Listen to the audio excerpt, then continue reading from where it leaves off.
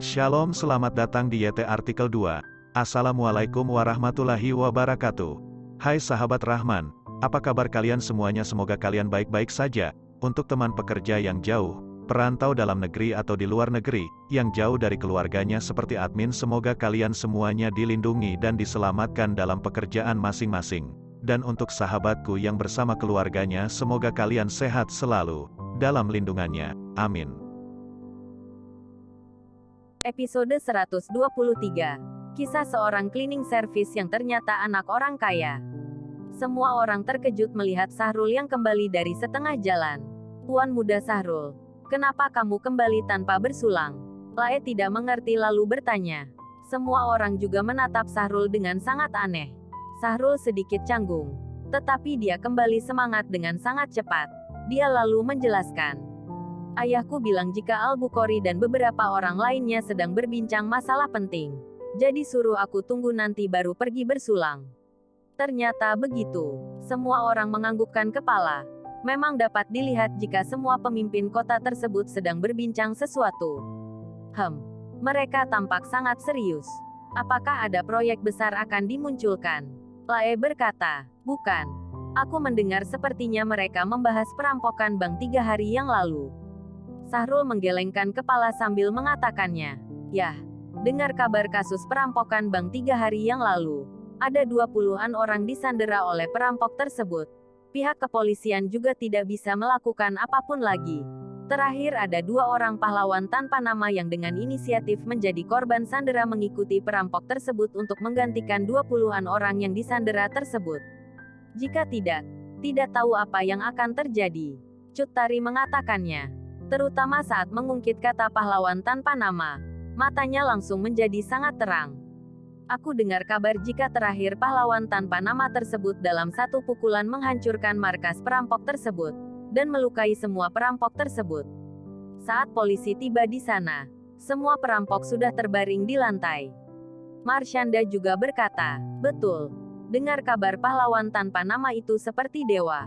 Dia menghadapi serangan tembakan dari belasan perampok tersebut, kemudian menyerang semua perampok tersebut dengan tangan kosong. Lae mengatakannya dengan berlebihan. Tatapan matanya dipenuhi dengan sinar terang.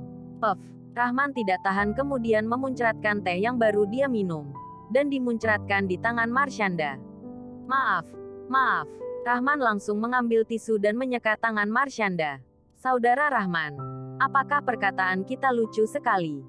Sahrul menatap Rahman dengan tidak terlalu senang. Ekspresi Lai juga sangat buruk. Apakah Rahman sedang menertawakan dia? Maaf. Tadi aku tiba-tiba teringat dengan sebuah lelucon. Rahman mengatakan sambil tertawa. Lae menghentakkan nafas dan tidak memedulikan Rahman lagi. Lae, apakah kamu sedang membual? Mana mungkin ada orang sehebat itu?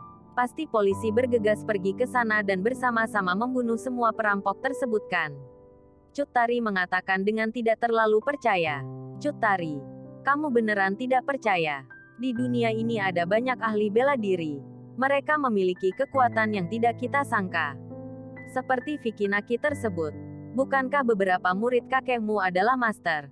Tetapi akhirnya tidak ada yang sanggup menerima satu pukulan dia, kata Sahrul. Iya, Vicky Naki itu memang sangat hebat. Tetapi bukankah dia juga terlempar karena serangan dari Rahman? Cut Tari tertawa licik mengatakannya. Ekspresi Sahrul menjadi sangat buruk. Masih baik jika tidak membahas Vicky Naki yang terlempar karena serangan Rahman. Setelah membahasnya membuat Sahrul menjadi semakin benci dengannya. Cut Tari, aku memang tidak menipumu. Temanku adalah polisi. Kebetulan pada hari itu dia juga berada di sana. Dia yang memberitahuku langsung. Saat mereka tiba di Villa Gunung. Yang terlihat hanyalah perampok yang sudah terbaring di lantai. Polisi Ricis bersama dengan pahlawan tanpa nama itu menjadi sandera. Menurut perkataan Ricis, pahlawan tanpa nama tersebut yang menolong dirinya. Pahlawan tanpa nama itu yang melakukan semua ini. Lae mengatakan dengan sangat percaya diri. Mendengar kata-kata Lae, Marshanda juga menjadi sedikit percaya. Karena ini adalah informasi yang didapat dari anggota polisi. Jadi pasti bukan informasi palsu. Walaupun ada sedikit bumbu tambahan dalam informasi tersebut, juga tidak berbeda jauh. Tidak tahu bagaimana penampilan pahlawan tanpa nama itu. Apakah dia masih sangat muda? Cut Tari tiba-tiba mengatakannya. Dengar kabar dia hanyalah anak muda berusia 20-an tahun. Lae mengatakannya tanpa berpikir. Kemudian melihat ekspresi Cut Tari yang sangat mengagumi membuat dirinya sedikit menyesal. Hei, jika ada yang bisa membantuku mendapatkan ide WeChat atau nomor ponselnya, aku akan memberinya sebuah mobil mewah. Cut Tari mengatakan dengan ekspresi bucin. Puff, Rahman barusan mengambil teh dan meminumnya.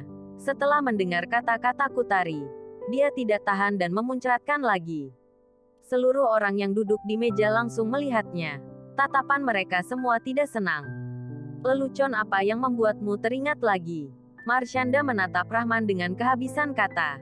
Karena Rahman memuncratkan di tangannya lagi. Kali ini lebih keterlaluan karena memuncratkan di bajunya. Baju yang dipakainya sangat putih dan bersih. Kini, setelah kena air teh, seketika tidak bisa dipakai lagi. Maaf sekali. Memang aku terpikir dengan sebuah lelucon lagi. Rahman mengeluarkan tisu.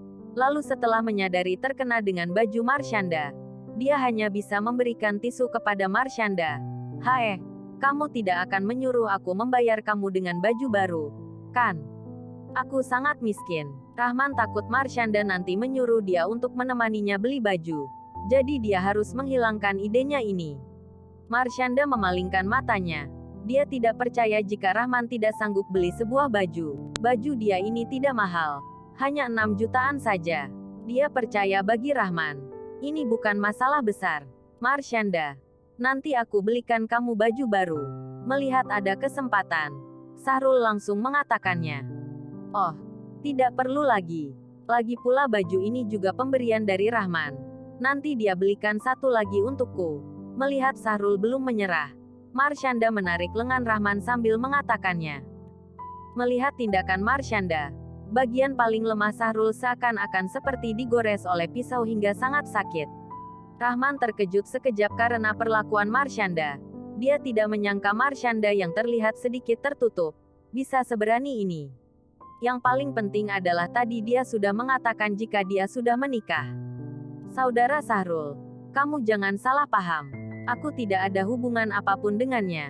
Aku hanya mengenal dengan ayahnya saja. Dan aku juga sudah berkeluarga. Rahman menjelaskan dengan panik dan melepaskan tangan Marshanda. Penjelasannya ini bukanlah untuk Sahrul. Dia tidak memedulikan apa yang dipikirkan Sahrul. Dia sebenarnya hanya menjelaskan kepada Profesor Alpius, Profesor Albagus, dan Prof. Eko. 3 orang ini adalah teman baik dengan mertuanya. Bukankah gawat jika mereka menceritakan masalah hari ini kepada mertuanya? Rahman, kamu sangat jahat. Apa yang kamu katakan semalam saat berada di atas ranjang?